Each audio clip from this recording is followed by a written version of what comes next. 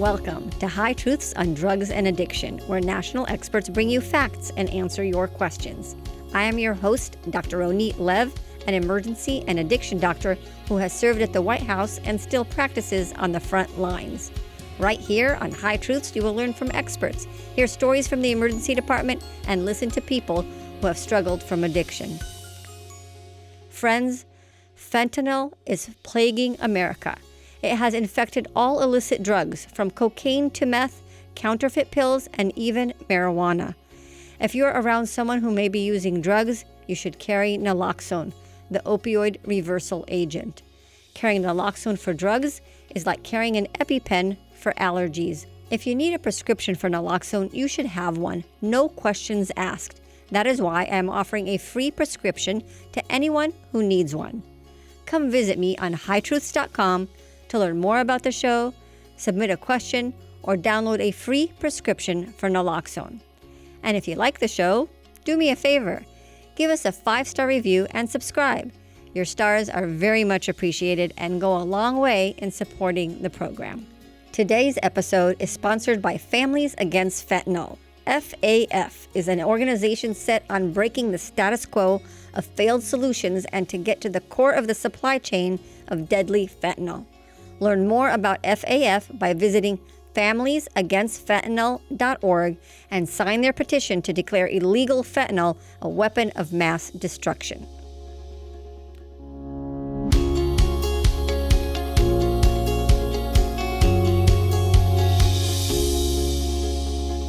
Hello again, High Truth listeners. Get ready for a talk on fentanyl. I'm your host, Dr. Ronit Lev. Fentanyl is killing 78,000 people a year, or over 200 people a day. Let me say that again. 200 people a day. That is wartime statistics. The fentanyl I used in the hospital is not the problem. The problem is illicit fentanyl coming from China and Mexico and counterfeit pills and powder that is deadly.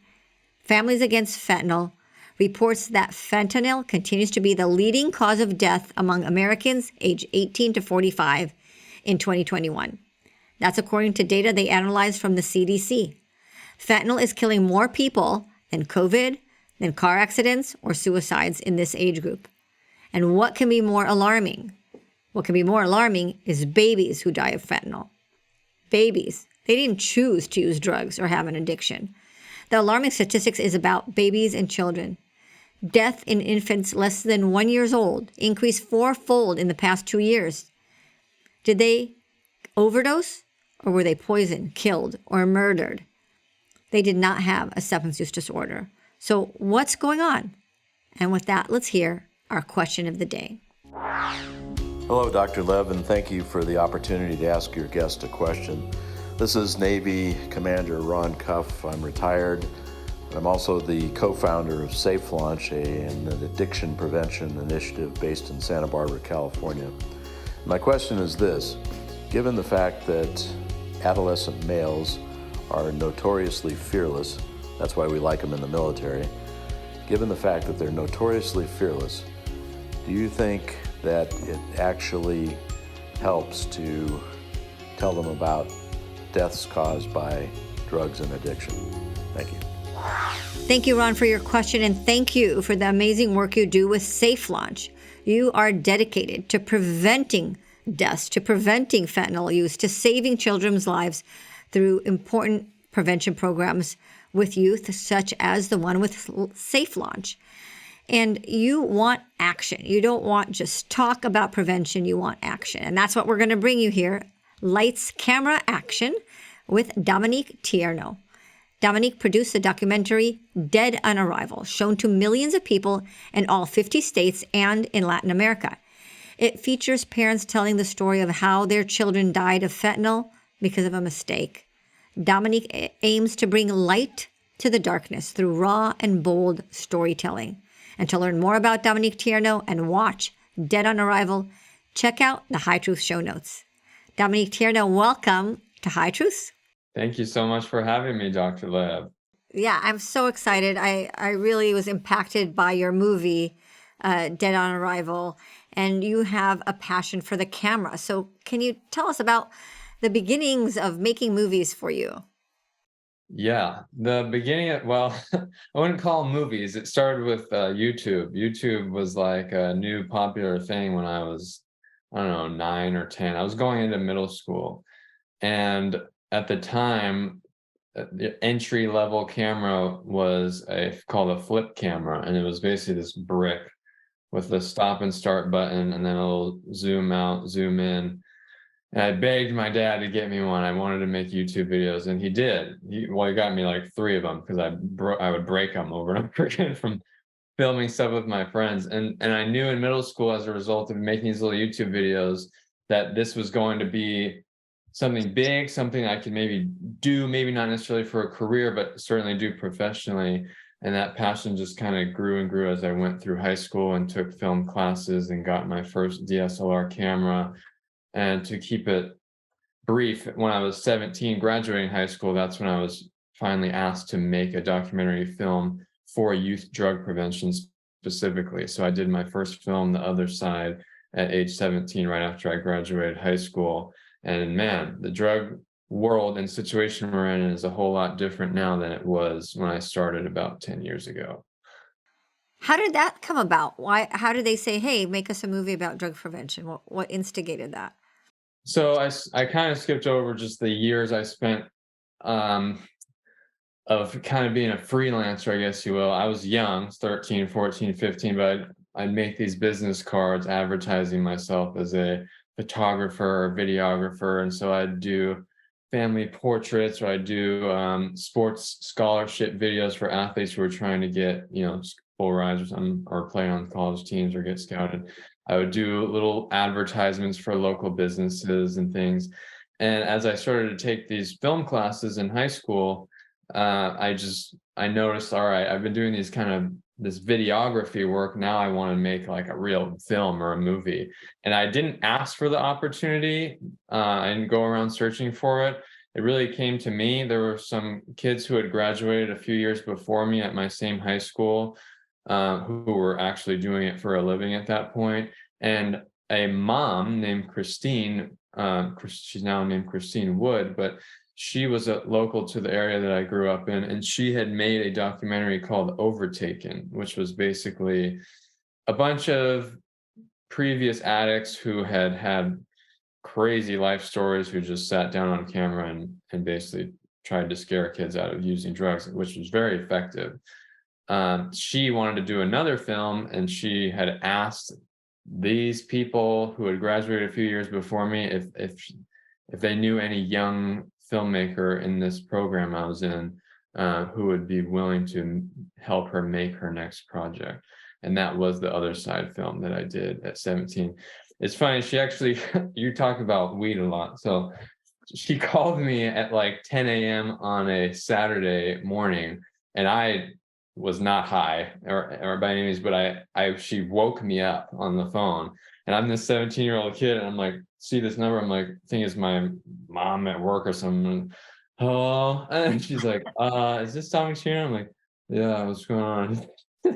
And she asked me like if I wanted to make this film project on the spot. She never met me before, and then when she met me in person, she goes, "Oh, thank God! I thought you were a total stoner." Like, and I was like, "Oh, that'd be pretty funny." Yeah, it was just groggy. Well, what a amazing entrepreneur you are, just from a young age. Because I look at you and you still look like a kid. Um, but that's wonderful. One thing I noticed on your website that I admire, because I think it takes honesty and bravery to do, and that's that you glorify God in your work. So how does your faith guide your work?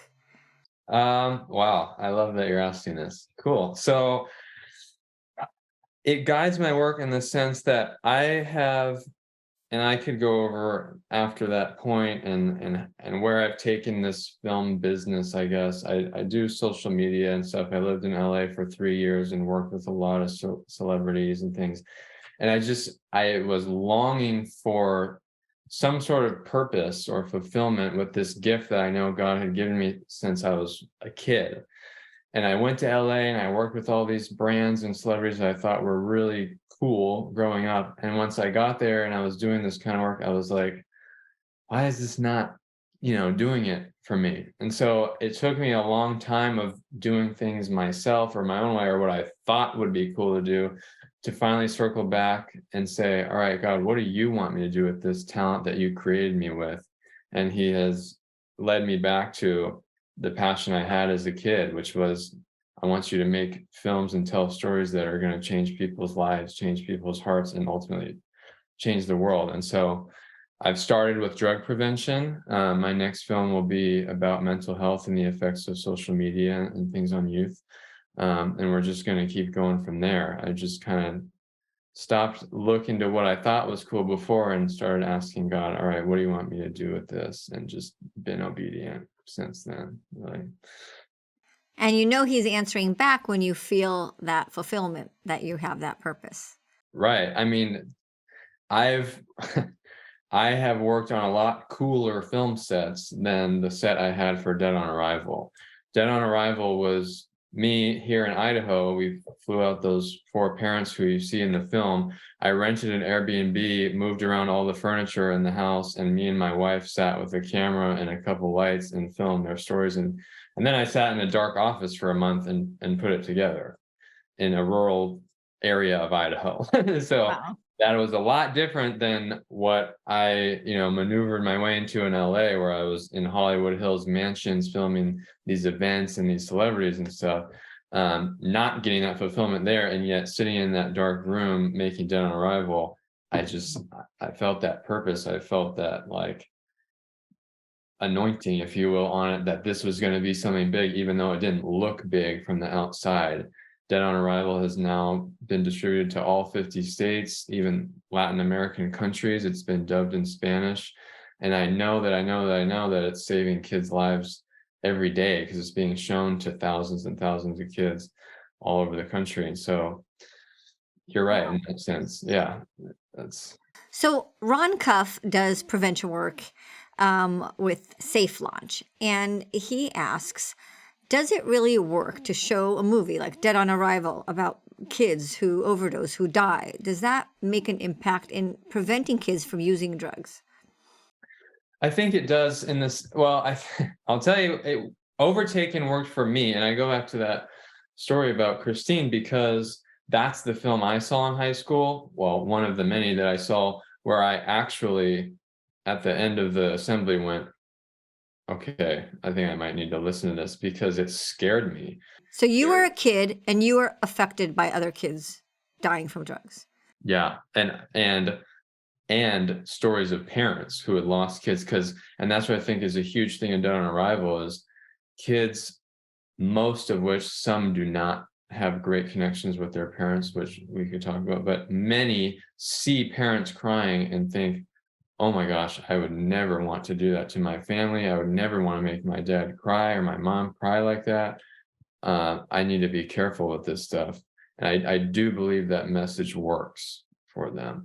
As far as kids dying, you have to do it a certain way, because there is this invincibility thought kind of that comes to young people. Other people die, it won't happen to me. Yes. Yeah. But I think when they see that emotion and they see the relatability of the family and maybe the bedroom they grew up in, and wow, that house looks like my house. Oh, wow, he didn't seem like a bad kid. Oh my gosh, that's kind of like my mom, how my mom talks about me.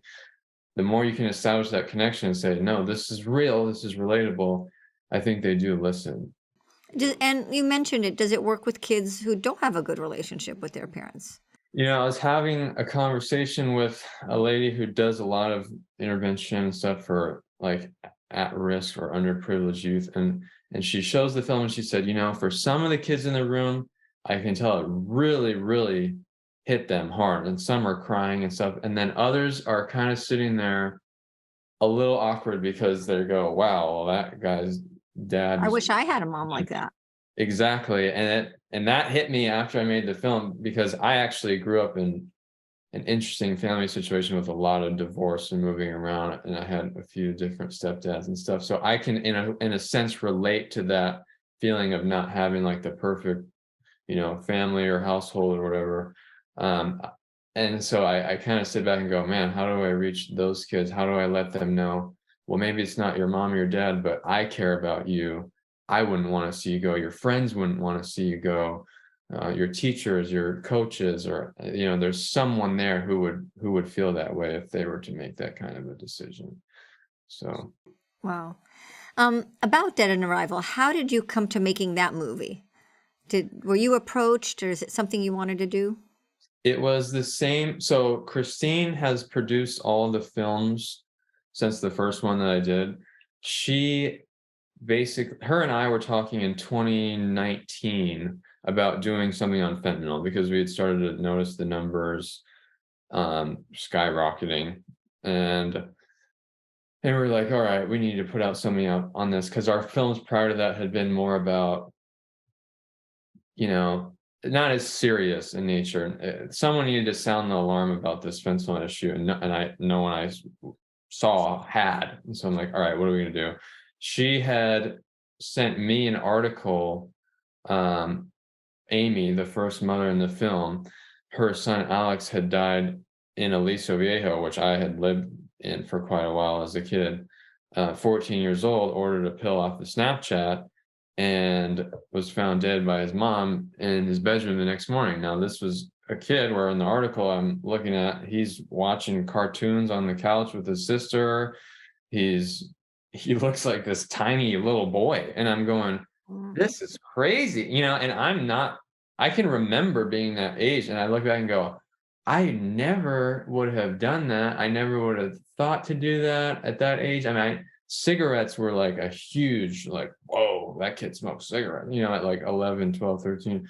I did not think that was like going to be a common thing. And so when she sent me that story, I'm like, this is really powerful, but I don't know if it's really relatable. Like, is that just an extreme case? And that was kind of my mistake at the time, because about 3 to 6 months later, doing research, I just started seeing more and more and more and more young teens dying from fentanyl poisoning the same way, ordering a pill off of Snapchat, or social media, and some guy showing up to their house behind their parents' back and slipping them a pill, and their parents finding them the same way in their bedroom.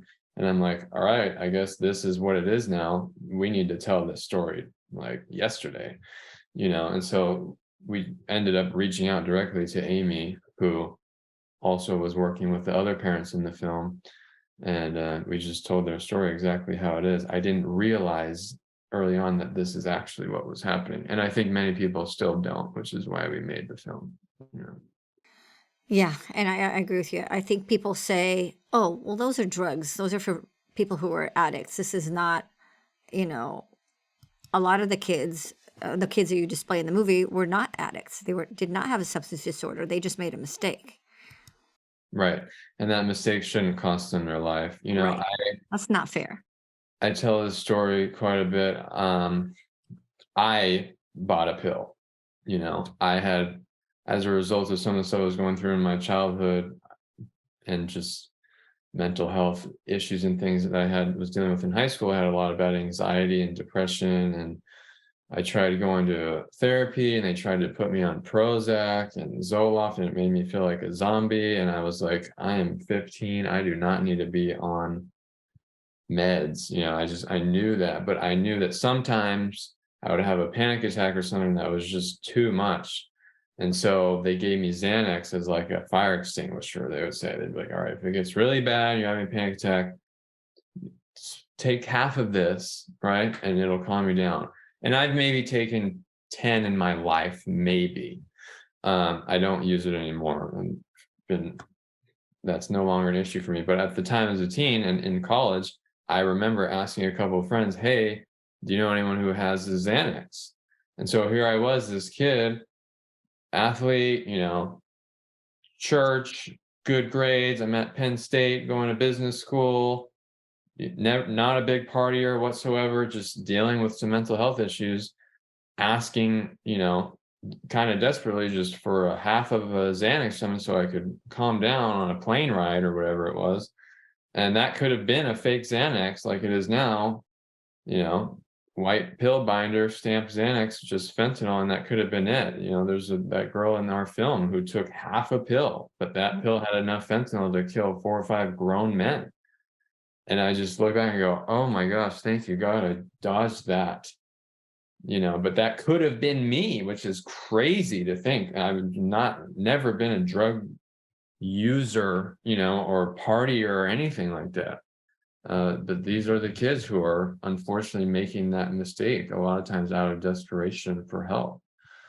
And Yeah, one pill and game over, and right, and that's just to help calm some anxiety. Wow, it's not even for misuse. But I noticed in the movie you're very careful in the words that are used by the parents. By the way, how did you meet the parents? How did I they met come to him. you? I mean, we met on a Zoom call, kind of like this, and then next thing you know, they're in Idaho where I am, and we're all meeting at this Airbnb I reserved. Did they know each other? Did the parents know each other? Yeah, so when we reached out to Amy, she had already, by the time we reached out, formed this organization between those four parents, three of which are still part of the organization, called Void.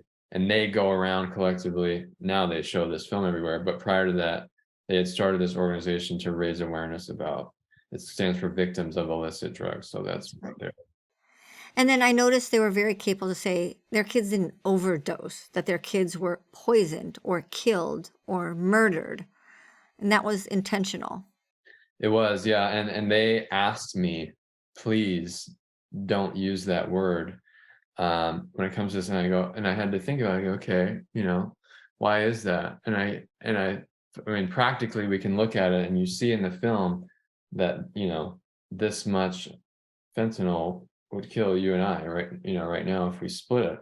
And so you look at that and go, well, how do you overdose on something like that? You know what I mean? Like as if there's a safe dose, which there is in medical settings and things like that. But on the street, it's like, No, there's no safe there's dose. no safety.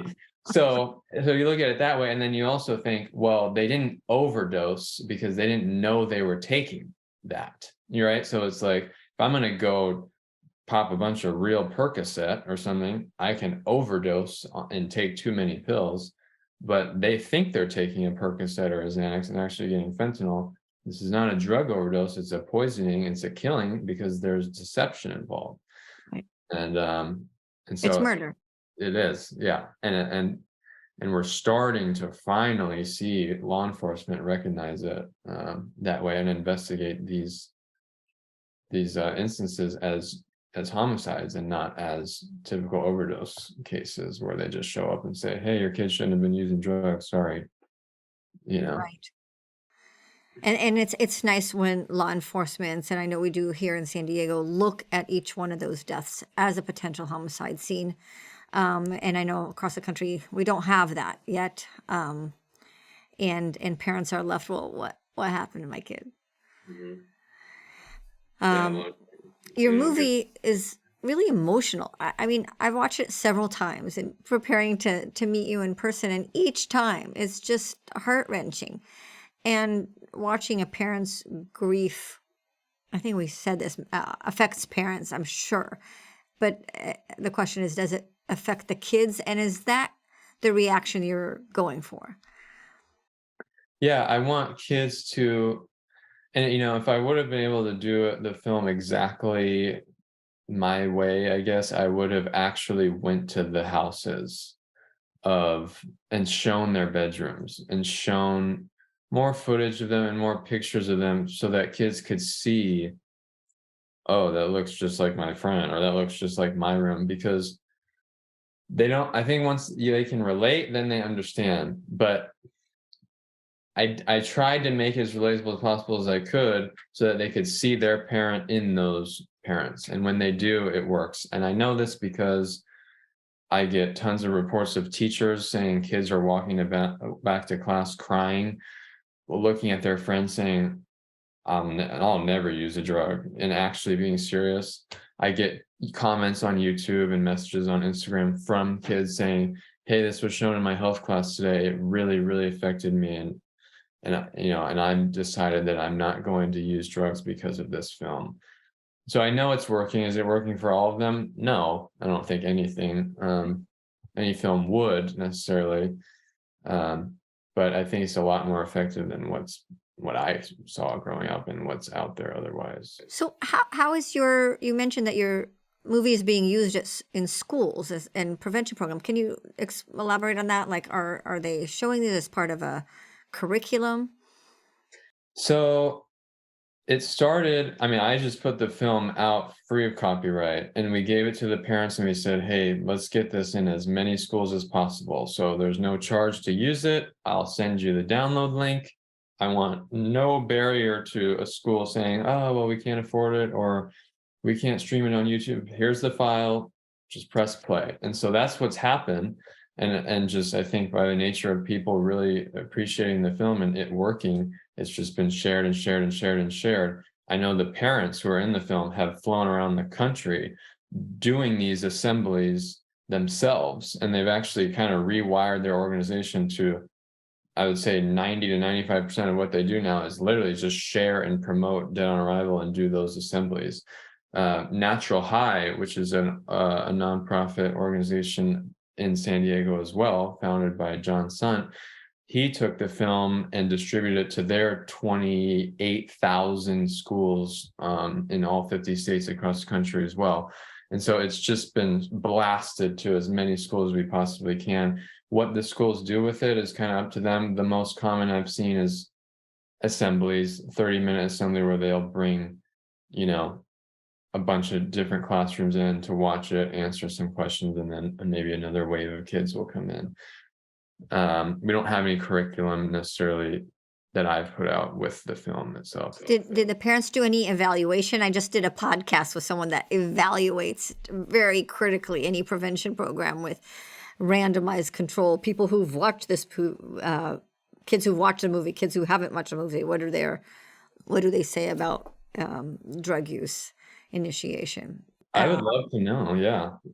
I wonder if the parents have done any of that. And one of the parents, Jaime Puerta, was on this podcast on High Truths, and that inspired me to go and find you. And I'm so excited that you agreed to come and talk to us. Yeah. Now, you mentioned it also in the movie, the whole Russian roulette idea, that when you were, I was laughing because you said when you were a kid, because you look like a kid to me right now, but when you were a kid, you told kids, to be careful. Now you tell them something different. Yeah. So the first film we did was we interviewed a bunch of kids who had decided not to use drugs and instead followed their passion and things. And so we had a USC quarterback, we had a fashion model, we had a singer and all that. And so we followed their success stories, and they attributed a lot of their success to not getting caught up in addiction or drugs or partying and things. And that film still works. I mean, the message is good. The issue is, and kind of what we were touching on, is I was one of those kids who followed my passion, but I still made some of those, bad decisions along the way. And those little, decisions are enough to end their life now. And so the message has changed from, hey, it's not just follow your passion and don't become addicted to a drug or don't party a lot. It's really heavily consider never, ever, ever even trying anything one time, because it only takes one time now. And there is so much deception now that wasn't there before. That's the risk, like we're saying with Russian roulette, is not worth the chance, that you take. Right. So, yeah. You when you make a movie, you spend a lot of time with the characters and editing in your dark little room in Idaho. You were saying, seeing the same people and their voices again and again and again. You become intimate with those characters. And so how did it change you? How did producing Dead on Arrival affect you? Well, the first thing that kind of comes to my heart is I'm going to be a dad in a couple months here. Oh, congratulations. Thank you. And that has, watching Jaime and Matt and Steve, I mean, all three of them, particularly and just seeing a father cry. And there's been some other films I've done where I've watched fathers cry. And my dad didn't cry much growing up, but I know it takes a lot sometimes to get a father, but I've seen fathers sobbing. And I don't understand that love yet firsthand. I will soon, but it has prepared my heart, I think, to to just be ready to know what that love is like. And I can't imagine yet what their loss is like, but it changed me in a sense of it let me know, like, all right, you don't get this yet, but you're going to. And I think when I do, it'll have even more of an impact on me. As far as on set, I was talking about this in another podcast I did recently. I kind of have this, maybe you're a doctor, maybe you can help me explain why this happens, but I have this weird numbness that happens when I'm filming these things. And my wife, she's the opposite. She's there to be that support for the parents who are crying, and we'll do takes and stuff, and we'll cut, and she's running over and hugging them and crying with them. And I'm focusing on the camera, the lighting, what they're saying, right? Because I gotta get my shot, I gotta get the story, because I know the mission that I'm on, And so on set, they're crying and they're telling the story, and it sounds bad, but I'm sometimes smiling internally, because I'm joyful of what we're going to do with this, and like how it's going to change hearts and the impact it's going to bring. It's not that I'm not feeling for them. I am, but we can't change that now. It's past, and there'd be, in essence, I feel like there's no use in me getting sad about what they went through. I have to remain joyful and excited and just confident about what we're doing. So I'm an emergency physician, and I deal with, horrible things in the emergency department. But I think what you're expressing is what I do. Same thing is, while you're doing CPR or doing an intubation, doing an intervention, you don't have time for emotion. You won't do a job right. You won't be a good film director if you're caught up in that person's emotion. You have a different mission, right? So I also, while I am working, I can't, that's tuned out. I got a job to do, and kind of similar to what you're saying when you said, like, oh, I got this really good shot, and it's like, oh, got to pulse back. It's like, of course we're not happy that this person coded and may have died. We're happy that, this intubation went well, or we got a pulse back, or, we're excited about the job that we're doing. And, you could cry later, but you can't cry while you're doing your work. Right. Yeah. Wow. That's okay. That's probably the best analogy that's helped me realize that I'm not like some weird, I don't know. No, you're not heartless. You have to be that way. And it's nice that you have someone who can do that for you. So when I'm in the middle of a code, I gotta be the doctor, but I call the chaplain, because they can comfort the family and other people who need help, but I don't have time I can't do that. Wow. Okay. That's exactly what it feels like. It's like my wife's the chaplain in that sense. Yeah. Yeah. That's so cool. Thank you for sharing that. Okay. Yeah. I imagine, if someone comes in with a crazy car accident or something, and then Dr. Lev, and you're just like, what happened to them? And you're just Yeah. They did what? It's actually harder for me. Like, I see in real life a lot worse things, but if I watch something on TV, then I can be emotional about it. That's actually kind of why I don't want to watch that. It's like, I got enough of that. Yeah. Right. I'm definitely sensitive. You turn on the right, sad movie or something, or Right. I'll be the first one to grab the tissue box. But for some reason, like you're saying, in the moment, No, you can't, because you have a job to do. You're focused on you, and you have a job. And what's good for you, like, oh, that was showing real good emotion. That doesn't mean that you lack empathy. That means that you're going to be able to display that emotion in the movie that you're making. Wow. Thank you for helping me. You're good. You're normal. So yes, it's very impactful. So let's change our conversation a little bit about drugs. You talk in your movie about one choice, kids to choose not to use drugs. I think that's amazing. You have one choice. And that was kind of like the punchline of the movie. My question is that a reasonable goal? You've gone through it. You've been a kid. Your brain has just finished growing just now. Yeah. Right. Yeah. It's, well, I say it's one choice is all it takes. And so that's what I want them to know. Are they going to make every choice right? No. I think that's unreasonable to assume. At least it was for me. I think if they are educated and know the potential costs, they are more likely to make the right choice. I think many will try different things, and a lot of times it won't be fentanyl.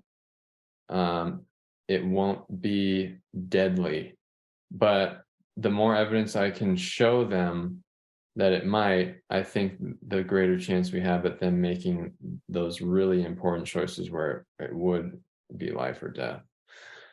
Pills, particularly. I think it is reasonable to convince kids to never take a pill from other than from it being prescribed to them.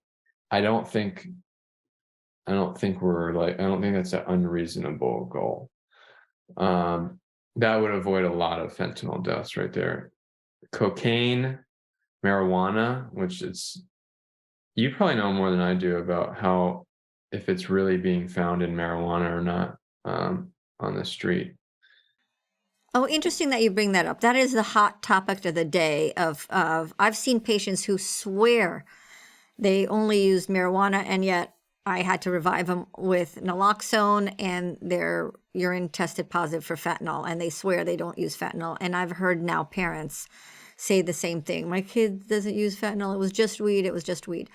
The data that we have from where we could get data, how do we find this out? We can get data from sheriff seizures. They take drugs and they test it. So in San Diego, California, we haven't found any marijuana products that are laced or have fentanyl in them. Definitely a lot of people who've died with both drugs together. And so what I'm thinking, and this hasn't been proven yet, but this is my theory, is that if you use a bong that someone else had fentanyl in it and there's only fentanyl residue, that's actually the more concentrated fentanyl. And then you put your weed in there and smoke it, then you could die. And see, that's where I go, okay, those are kind of hard to stop, because kids just think weed is nothing wrong with weed. And Coke. I mean, I was in college not long ago. You'd see young girls they look so innocent and they're asking for a Coke and going to the bathroom, and you're like, really? And those are the ones where they start putting fentanyl in those things, or like you're saying, in the devices or whatever they use to smoke other things. Like, that's where because am I going to convince them to never do any drugs? I can, some, but. And that's what's right. So I actually think one choice is a goal that you should stick to, because you will get a percentage of the population, it'll never be 100%, that will hear it. And you'll get a percentage of the population that they will at least delay for a few years their drug use. And by that, you could save thousands of kids. Yeah. Not 100%. I think if you start your premise that, well, all kids are going to use a drug, what's the point? Just choose them less. You have more kids dying and more kids using. But if you start at a young age with your one choice goal, I think you'll have a better long-term. And starting younger too. Yeah. I mean, getting that conviction in their heart, like at 12, at 11, at 10, Right. The age of onset of marijuana use is 13. Right. Or 12. And every person I have met who overdosed on fentanyl that lives through it to talk to me about it, started the first drug that they ever used was marijuana at a young age. All of them. Not everybody who uses marijuana dies of fentanyl, but almost everyone who dies of fentanyl at one point in their life used marijuana. Wow. I believe it. I mean, people say, oh, it's the gateway drug. It is. It is. It kind of is. Yeah. So families, this will shock you. Families Against Fentanyl, the organization that's sponsoring this podcast, looks at the CDC data, and they analyze fentanyl fatalities amongst children. And they noticed that children is the most highest ranking group of any other age group in fentanyl deaths. So babies under the age of 1, and this will shock you as a soon-to-be daddy, that babies under the age of 1, their deaths from fentanyl has gone up fourfold. And the same for kids 5 to 14, babies. So maybe we need a dead on arrival for babies. Well, a lot of those are accidental deaths too. I was talking to it has to be accidental, right? One-year-old chooses to use fentanyl. Yeah, and accidental to the point where I've heard a lot of people talk about they accidentally grab a pill or a piece of a pill that was in the carpet or on the ground or on the bed or something. But even I was talking to Ed Byrne, who is San Diego as well. He's Homeland, and he was saying there was a hotel where a baby was crawling on the carpet, and just like that, because the residue from someone who had stayed in before, in the carpet, and you That's go, all it takes. oh my gosh, so pretty. How do we stop that? And Ed Burns was on High Truth, so our listeners can listen to his podcast as well. Ed Burns is awesome. Yeah. So Families Against Fentanyl is advocating for fentanyl to be labeled a weapon of mass destruction, because that way we can go after the cartels and the Chinese who are bringing this stuff and poisoning and killing our children. What do you think of that? I think if it's not going to be done now, it'll be done when someone flies a drone with a pack of fentanyl over a crowd and it kills thousands of people.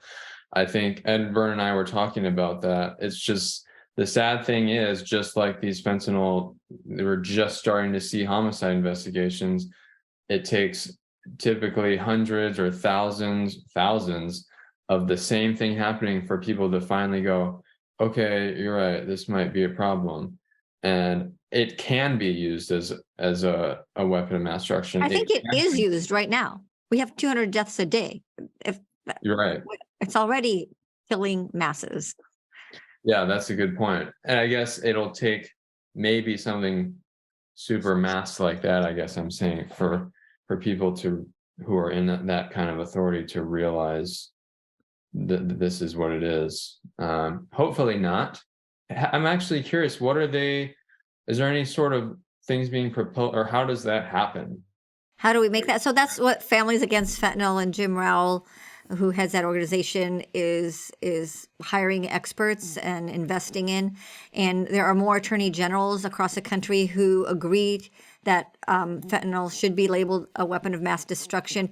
And that allows for more prosecution on the supply chain of bringing that in the country. Because right now, drug dealing is a great business, right? So we kill a few people. Oh, well, it's still making a lot of money for people. And we got to change that. And so I agree with Families Against Fentanyl that we have to do prevention like what you're doing, and we need to do treatment for people who have addiction. But there's a huge issue with supply. And if we didn't have such a supply, we wouldn't have so many people dying. Yeah, I agree. That, in that case, there's no good being done by that, it being supplied illicitly. So, I mean, argue that for pretty much every drug, really. But, you're certainly right in that sense. I'm not sure how that all works, but if I need to sign something up, I'll put my name down as far as that goes. So just because you mentioned, you said I talk about weed a lot, and what are your perspectives, or when people ask you about that? Well, okay, I won't use fentanyl, but weed is okay. Or what do you think the prevention message should be with that? I think you're right in the sense that what we were just saying, it is a gateway drug. And people will want to cancel me, young people, for saying I don't think any drug is good, including marijuana. I think the answer is don't do anything. And I can actually say that one from experience, because I tried it eventually in high school and college, and it made me paranoid. And I think I actually did one time. I was in a situation where I tried it and I think there was something laced in there because I had like a horrible, I was like tripping out. I don't know. I haven't used other drugs, so it's Did like, you have psychosis? Did you have cannabis-induced psychosis? so it was like, and I was not, I mean, it was like I'll try one hit, and next thing I know, I'm walking home like in this panic, and then I'm in my dorm, like pacing back and forth, right? And then I'm like closing my eyes, seeing like pictures and stuff like that in my mind. And so it was like paranoia slash hallucinogenic type things. I mean, I wasn't seeing things like open vision type thing, but all I knew is like, all right, that's horrible. I don't like this. And the stuff's only gotten stronger since then. So my answer is you should do nothing. And on the back end of that, you should do nothing. And I'll go all the way down to nicotine and all these vapes, and we can talk about that too. Because being a slave to something, I don't know if that word's, but that's what it feels like. Being chained to an addiction or a drug is a horrible feeling, especially when you feel like your mental health and your sanity is riding on that slavery, right? And like if you broke that chain, you're giving up your mental health because you think weed or nicotine or whatever is what's holding those things together. It's a lie, right? That's deception, and there is freedom from those things. Unfortunately, young people think that that is what they need in order to be okay. And that's why I think a lot of these pill deaths are happening, because they just want to be okay. They don't want to feel what they're feeling. They don't want to think the thoughts they're having. No drug is the answer to that question. I'll validate you again. Dr. Bob DuPont, one of the leaders in our country on the issue of drugs and addiction, he used to be a drug czar at the White House. He wrote a book called Chemical Slavery, and that's exactly right. Wow. And we there's science behind that, right? We learn really from the tobacco industry that if we get a kid to start smoking, you'll be a smoker for life and it'll be good for business. And so we know, this is, I joke with you, like your brain just finished growing because your brain is growing until you're 25 years old. Physically, you're getting myelin, you're making, neuronal pathways that end when you're, around 25 years old, in your mid-20s. So anything that you use before that age, alcohol, tobacco, marijuana, anything that's addicting, is up to 7 times higher chance of addiction than someone my age starts using that. So your chances of addiction is higher at that age. And you have to protect it. You have one choice. You have one brain. You want it healthy. You want to be as tall as you can. You want to have your brain full of good pathways as much as you can. But you're right. When people have a hole in their heart, whatever it is, whether it's anxiety or pain or, difficulties, they want to fill that hole, and they need tools besides alcohol and drugs to mask that. Yeah, it's not a solution. It's a temporary Band-Aid to a deeper issue that, Well said. yeah, that I want to explore in my next film, which we're gonna. So tell us about that. What are you working on? So I'm, after making Dead on Arrival and seeing all these kids making this horrible choice and decision, which you would think once they realize the risk, you would think, they have to know that this is not. And so I'm going, why do they keep making this dumb decision? And there has to be a root, or a root for why that decision is being made. They don't just want to try a pill, from a guy off of Snapchat. Why are they making that choice? And the common thread I hear for every story is they had some sort of anxiety or some sort of mental health, issue that led them to reach out, privately for this pill or whatever it is. So I just want to go deeper now into why that decision is happening. I'm not necessarily going to talk about drugs a whole lot. I'm going to tell a lot of my story and what I dealt with at that age, which resulted in me making a lot of my bad decisions. What's that? Sorry, my wife is here. Oh, yeah. What they consume music wise, what they're listening to, what they're seeing on social media, what they're filling their minds with, and how all of that correlates to their depressive or anxious state, which drives them to make these horrible decisions. And so I want to just cut deeper into the root of this thing. Because if they don't use fentanyl, they're going to do something else dumb, you know? Right.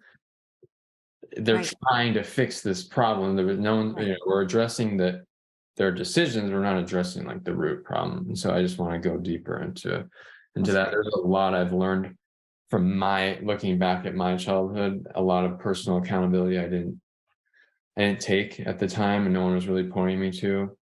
Again, what I was listening to, what I was consuming, what I was watching, what I was filling my mind and my soul with, that were actually changing my brain and resulting in me in these Your mental. brain was growing. Yeah, and it was growing, like And you're saying. yeah. Like I kind of like what you said about 25. I'm like, man, I mean, this is only the past like few years where I've had a big shift of Right. how I take care of my mind and my soul, and all. And I go, I hope I got enough good in there at the buzzer there to, That's right. I mean, you can adapt, but the neurons that you're given when you're born, and that's it. You don't get new ones. I mean, you can fix pathways, but as far as a nucleus, you only get a set amount. So you got to take care of them. And you have. It's funny. My son, when my kids have heard me say this to them a lot, and so my son turned 25. For my kids, I told them 27 because I wanted a few extra years. So 27, he was like, "Yeah, I think I feel it stopping now." But what's your long-term goals? My long-term goal is going back to the God thing, whatever he wants me to do with this gift. I do think my wife and other people have said that eventually this will become kind of the main thing that I do. And I want that if that's what it's supposed to be, I guess. I spent a lot of time, like you mentioned earlier, like very entrepreneurial, trying to like come up with my own ideas, my own businesses. I dabbled in so many different things, and I've always come back to this. I've always come back to storytelling and wanting to make an impact and wanting to change hearts, change minds in a positive way, and see people set free from addiction, set free from mental health, set free from all of the kind of darkness and things that we have to deal with in the world. And if I can use my gifts and talents to aid in that, then I think Wow. that sounds pretty good to me. Sounds good to me too. I want to say thank you to Ron Cuff, for your questions and the important work that you do in prevention. I'm definitely a big fan of Safe Launch, your youth prevention program, and have a great time meeting you on the airfield and touring your airplane that makes great prevention impact. And thank you, Dominic. I'm so proud of you. I'm so honored to have had this time with you. I want to bless you and your wife with a happy, healthy baby. And parenthood, it's the best thing ever. The only thing better than being a parent is being a grandparent, which I am, so I could tell you that. And you're an amazing artist who evokes emotion in your viewers. I'm really inspired in how you openly talk about God and your faith and bringing that into your work. So I want to bless you with continued success and positive impact in your work. And also may the memories of the children who have died be a blessing to the parents who braved reliving their pain for your movie, so their other kids can be saved. Amen. Thank you so much, Dr. Lev, and bless you as well. This is so cool. I love when I get to include that element, because it's such a huge part of what I do, and I would imagine what you do as well. Thank you for listening to High Truths on Drugs and Addiction, where national experts bring you facts and answer your questions. This week's episode would not be possible without the generous support from our sponsor. A sincere and warm thank you to FAF, Families Against Fentanyl. Visit familiesagainstfentanyl.org and sign the petition to declare illegal fentanyl a weapon of mass destruction. Make drug dealers think twice and 3 times before peddling killer drugs. Our producer is Dave Rivas from Davey Boy Productions. I am your host, Dr. Ronit Lev. We hope we brought your day a little bit more high truths.